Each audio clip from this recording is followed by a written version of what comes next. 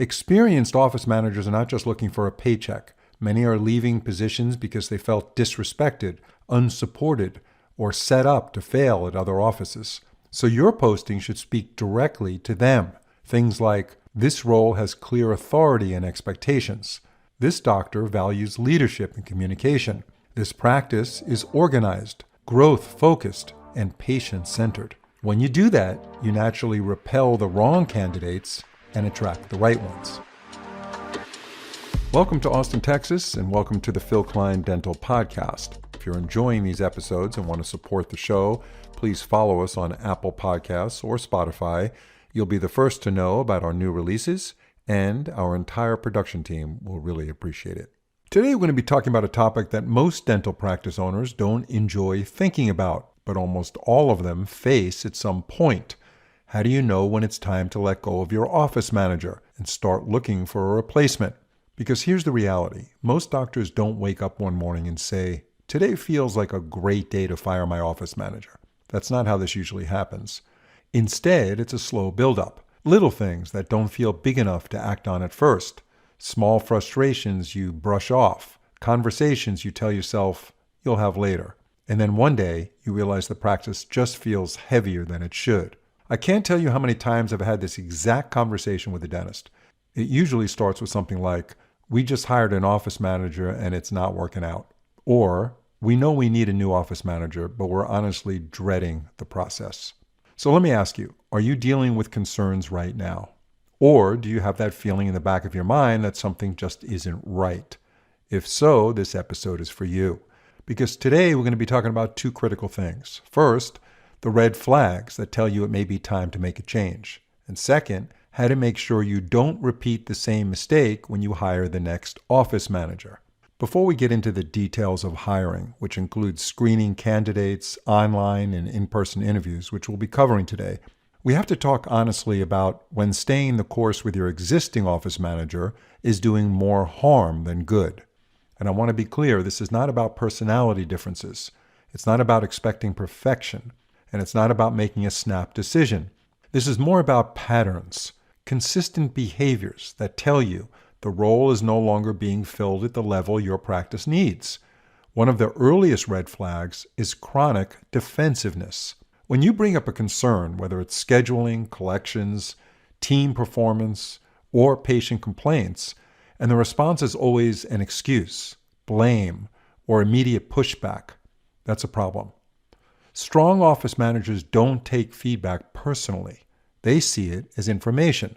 If every conversation turns into, that's how we've always done it, or the team doesn't listen, or something like, the patients are just difficult. If you're hearing that, you're not dealing with leadership. You're dealing with resistance. Another major red flag is lack of ownership. When something goes wrong, does your office manager step in and say, that one's on me. Here's how we'll fix it. Or do they step back and point fingers? That difference matters more than almost anything else. Next is poor communication, especially upward. Your office manager should be your eyes and ears. If you're constantly surprised by problems you should have known about earlier, things like staff conflict, billing issues, unhappy patients, that's not bad luck. That's a breakdown in communication. Another big red flag, a big one, is declining team morale. If you're seeing increased tension, gossip, disengagement, or turnover for that matter, and especially if team members are coming directly to you instead of going to the office manager, that's a red flag you should not ignore. Then there's control without leadership. Some office managers keep things organized through fear, micromanagement, or withholding information. On paper, things look fine, but underneath, the team is disengaged. Compliance is not the same thing as leadership. And here's another red flag, inconsistent systems. If no one could clearly explain how scheduling works, or billing, or patient flow, that chaos eventually lands on you. And let's be honest, if you're doing their job for them, that's a sign, that's a red flag. So if you're constantly fixing schedules, chasing insurance, mediating staff issues, or managing daily operations yourself, ask why. Finally, this is often the hardest one. You don't trust them anymore. You're double-checking numbers. You feel uneasy. There's tension instead of partnership. Trust is foundational. Without it, the relationship can't function. Now, here's the key point. Recognizing red flags doesn't automatically mean termination. It means honest conversations, clear expectations, and documented opportunities to improve. But if those conversations have happened, if expectations were clear and the patterns haven't changed, making a change isn't failure, it's leadership. And that brings us to the second critical part, hiring a new office manager. And here's a very important point to keep in mind. Your office manager is often the face of your practice. In many offices, they're the first voice a patient hears when they call. They set the tone for the team. They're the person who takes what you want for the practice and turns it into what actually happens every single day. And when the wrong person is in that role, everyone feels it. Patients feel it, the team feels it, and the doctor absolutely feels it. What I see all the time, and you might recognize this, is practices rushing the process, hiring on gut instinct, or being impressed by a resume that looks great on paper, but doesn't always translate into strong leadership once that person is actually in the role. So today we're going to slow this down and talk through how to do this the right way. We'll be addressing how to attract experienced, high-quality office manager candidates, how to narrow down applicants before you even interview them, how to conduct an effective online interview, and then how to run a meaningful in-person interview, what questions to ask at each stage, and when and how to discuss salary and benefits. So let's begin with attracting the right office manager candidates. If you want experienced, high-quality office managers, you have to understand something important. Great candidates are interviewing you too. Now, most dental job ads are written like this: busy dental office looking for a motivated team player, competitive pay. And then the doctor wonders why they're buried in resumes from people who clearly aren't qualified. Your job posting should not be a flyer. It should be a filter.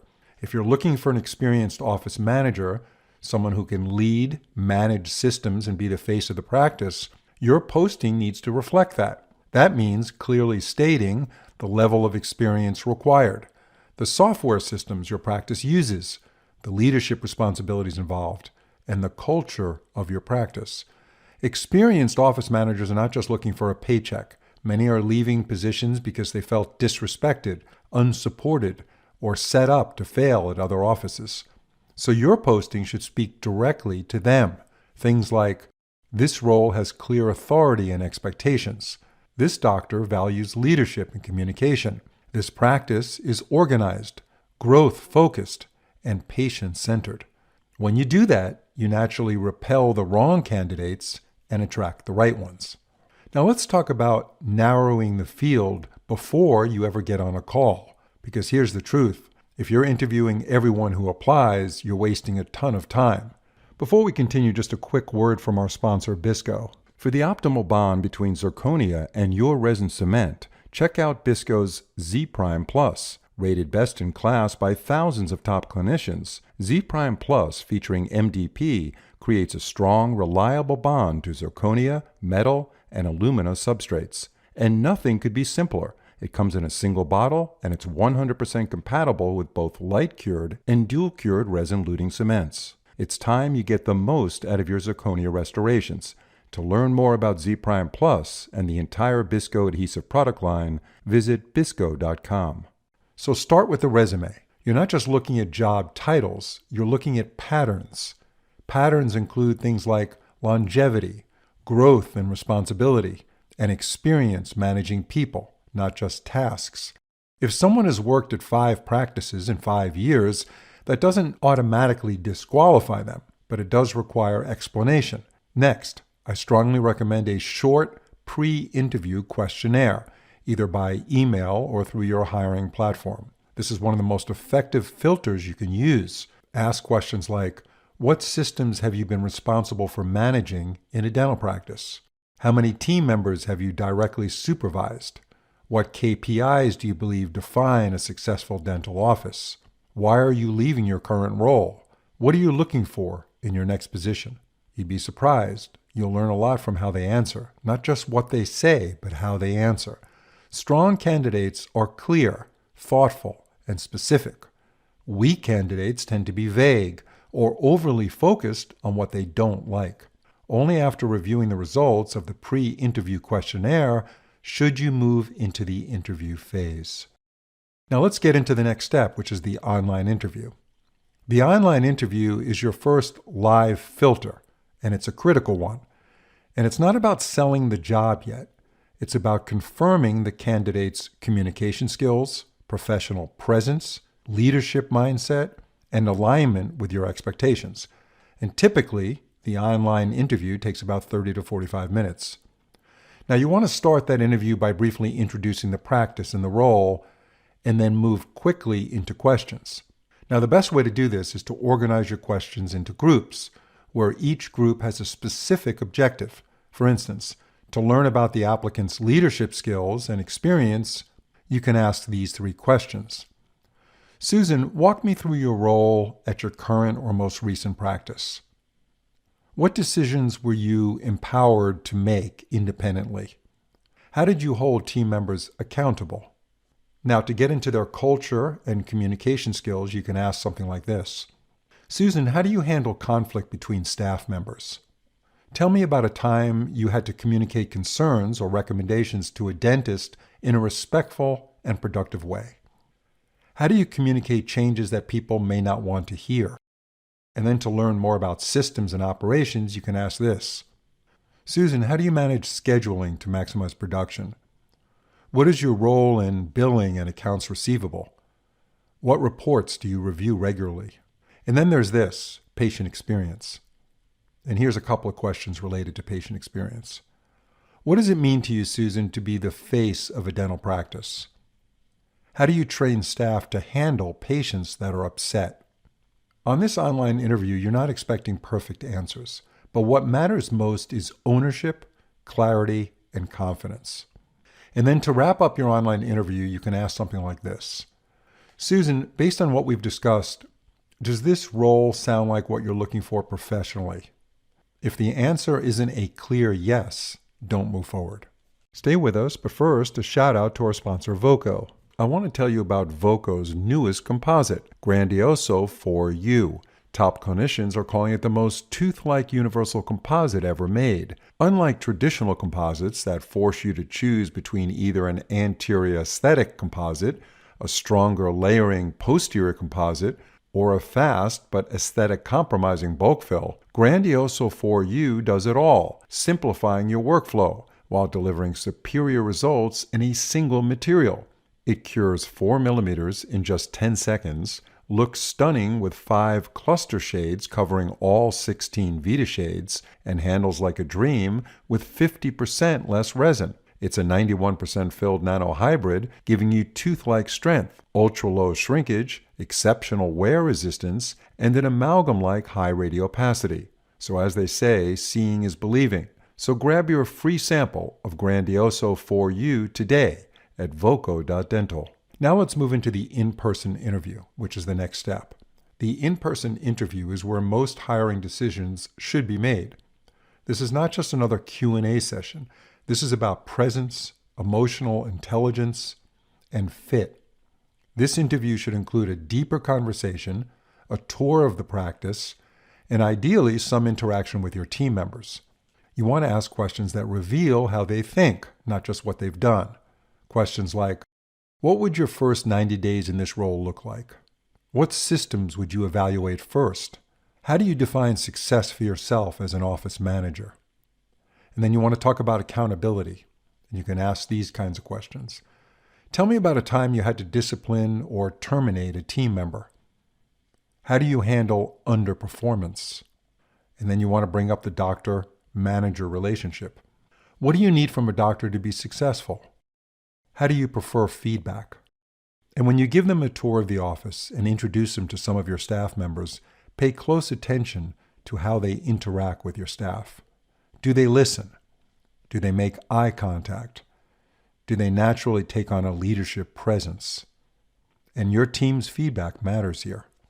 So once you've reached the point where you know this candidate is really good and you really are interested in having this candidate as part of your team, the salary and benefits conversation should feel very different from earlier interviews. This is no longer a screening discussion. It's an alignment conversation. The biggest mistake practices make here is jumping straight to a number without context. At the in-person interview, I recommend setting this up clearly, something as simple as, "At this point, Susan, we're really excited about you, and we'd like to talk through compensation and expectations to make sure we're aligned." This approach immediately changes the tone. It tells the candidate this is serious and respectful. Start by outlining the role again, not the job title, but the responsibility. Talk through leadership expectations, decision-making authority, and what success in this role actually looks like. Compensation only makes sense when it's tied to responsibility. Then share your compensation structure. Is it a salary? Is it hourly? What's the bonus potential? Are there incentives tied to performance? Be transparent about all of this. Experienced office managers appreciate clarity far more than hype. After that, take a pause and ask the candidate where they're coming from. A question like, "Are you comfortable with our compensation package?" This question opens the door without creating pressure. Listen carefully, not just to the salary number that they were hoping for, but how they justify it. That tells you a lot about how they view their value. Now, benefits are a big part of this. Health insurance, paid time off, continuing education, and flexibility often carry just as much weight as salary. Make sure you're not assuming what matters. Ask the candidate directly what matters most to them. And finally, talk about growth. Ask where they want to be in 2 to 3 years and explain how compensation can evolve as the practice grows. This conversation shouldn't feel uncomfortable. When done right, it builds trust, sets clear expectations, and lays the foundation for a long-term relationship before the offer is ever made. Clarity at this stage prevents turnover later. So as we wrap up this episode, hiring an office manager is not about filling a position. It's about hiring a leader, a culture carrier, someone who represents your practice when you're not in the room. If you slow down the process, ask better questions, and focus on leadership, not just experience, you dramatically increase your chances of making the right hire. Because when you get this role right, everything in the practice gets easier. Thank you for listening, everyone. And if you want to support the show, leave us a review on Apple Podcasts. It really does help, and we do appreciate it. I'm Dr. Phil Klein. See you next time.